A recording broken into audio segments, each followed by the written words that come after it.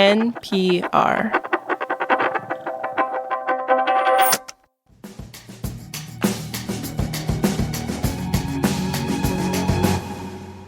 In April, Treasury Secretary Scott Bessent and Federal Reserve Chair Jerome Powell called a special meeting with bank CEOs.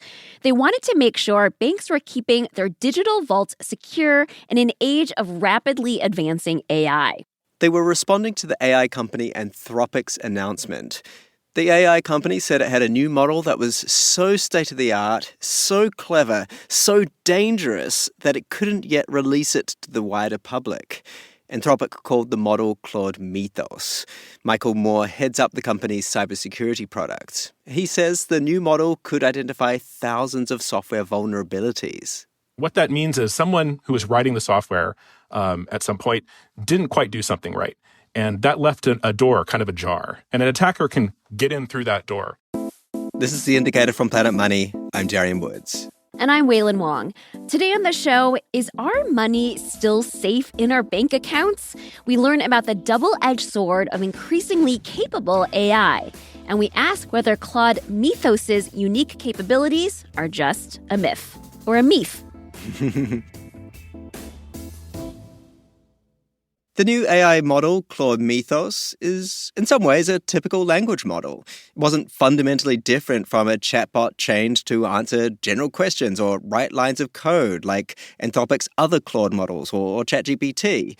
It hasn't been trained specifically for cybersecurity. So it could write poetry, limericks, or give you a new recipe for the best chocolate chip cookies. But when Anthropic was testing Claude Mythos, people in the company, like Michael Moore, started getting concerned. It showed a really advanced capability of chaining together individual vulnerabilities into an exploit that was potentially really dangerous.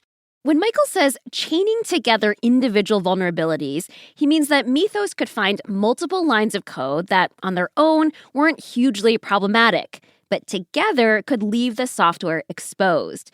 It's like if a thief could break into your apartment block's front gate and your building's front door and your apartment unit's lock. It was the first time that if we just were to release the model out into the public, we were concerned that the scale of AI would allow offensive actors to actually go break into systems at an unprecedented rate. So Anthropic gave special access to Mythos to only a small group of companies.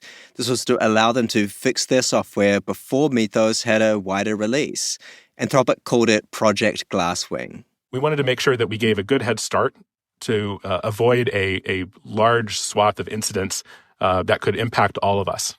At first, there was only one named financial institution given early access, JP Chase. Reuters then reported that Bank of America was too.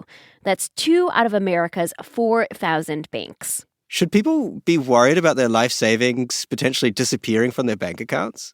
I'm really excited to see the conversations that are happening and the work that's being done to patch as many vulnerabilities as possible so that it doesn't come to a moment of strong concern for most people. Hopefully, it's a little bit kind of like what Y2K turned out to be, which was really not much. But that was because a lot of work went into making sure it didn't happen.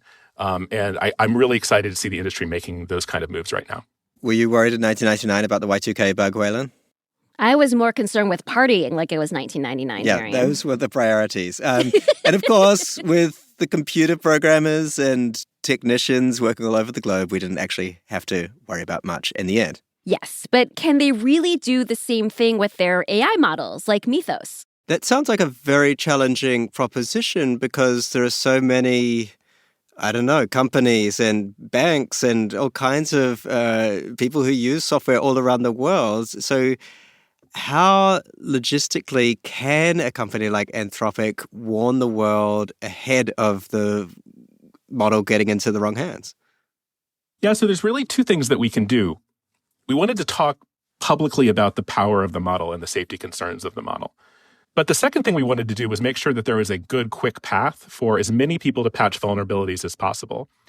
Mythos can chain together a lot of vulnerabilities. And you think of it literally like a chain. If you break just one link in that chain, the exploit doesn't work anymore, right? This drive to help patch up the world's software is partly why Anthropic released its next product. Later in April, Claude released a special tool just for finding and fixing software vulnerabilities. It's called Claude Security. At this moment, it's not based on that cutting-edge Claude Mythos model. But Michael points out that even using slightly less state-of-the-art AI models can still find a lot of bugs which can then be fixed. This makes sense, but a skeptic might say this is convenient timing. What do you say to critics who might argue that Anthropic is creating the problem it's charging people money to solve? You know, it's almost like a company that creates this new skeleton key that can break in anywhere is now selling new locks. It's a good question. I think there's a couple of things there. Cloud security is really about looking at code bases that have been around for decades. One of the things that we found and we discussed in our Mythos blog was actually a bug that has been around for 27 years in a key piece of internet infrastructure. Those kind of bugs are the things that we expect AI to find in the future. And that's why patching them using AI is so important now. As we move and continue to evolve as an industry and more code is written by AI, we definitely expect the security of the industry to get better. It's something that we work on very strongly to continue to make sure our models are writing secure code. I'm sure our other peer labs do as well.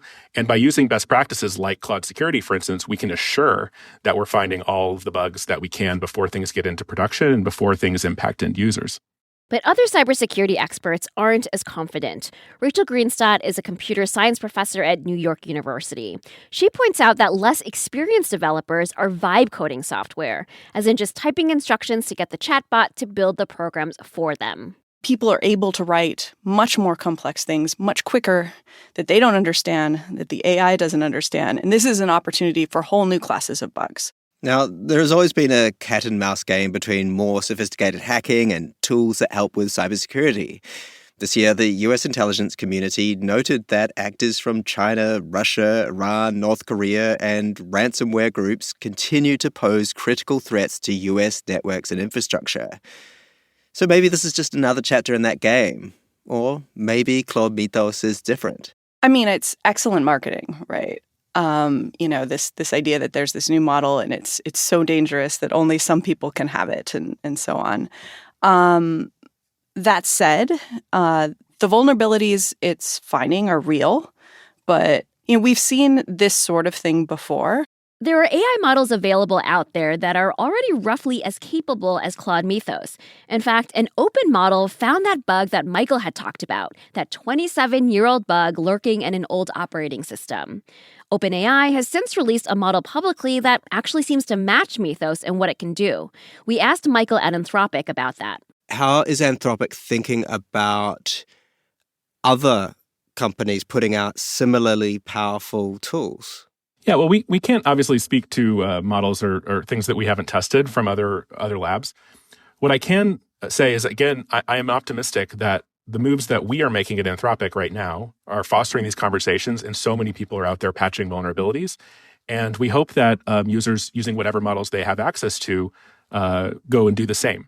And we hope that that's us, but if it's not, it's most important that the vulnerabilities are patched and meaningfully increase the security of the cyber world. To Rachel, we are in a new, faster era, but not one that brings challenges that are fundamentally different from what we've tackled before. It's neither the case that the angels have appeared nor the case that the sky is falling, as far as we know. Okay. That's relieving to hear. How are you feeling, Waylon? I'm feeling like we should party, like it's 1999. Party like it's 2026. This episode was produced by Cooper Katzber-Kim with engineering by Jimmy Keeley. It was fact-checked by Sierra Juarez. Keegan Cannon edits the show, and The Indicator is a production of NPR.